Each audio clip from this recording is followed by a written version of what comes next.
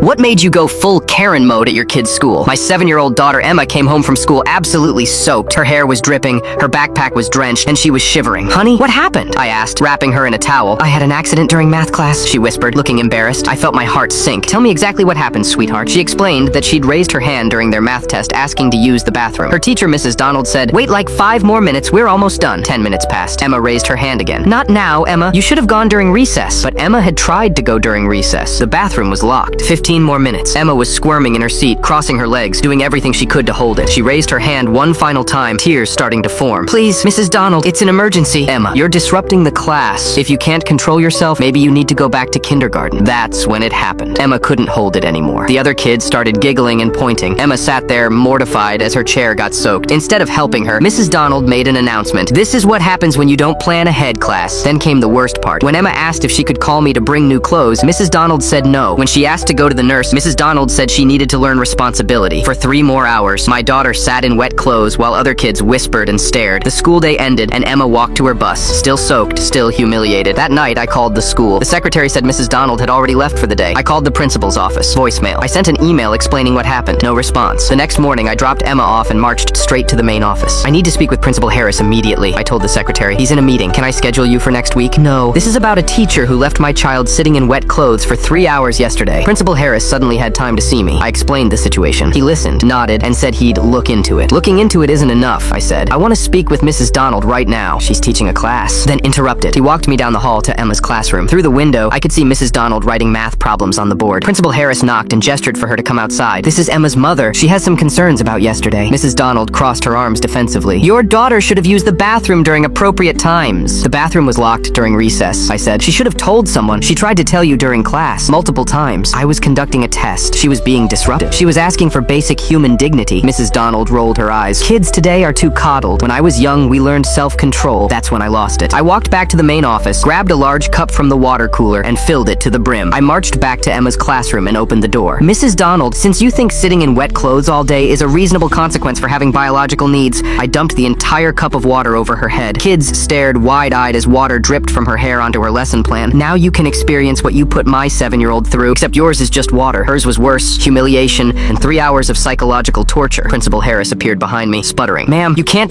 what? Treat an adult the way she treated a child?" "Your teacher violated my child's basic human rights," I continued. "She denied her bathroom access, refused her clean clothes." The principal stepped between us. "Let's all take a breath and no breathing. This woman is not fit to teach children, and I want her removed from Emma's class immediately." Within a week, Mrs. Donald was transferred to a different school, and they implemented a policy that no child can ever be denied bathroom access during class time.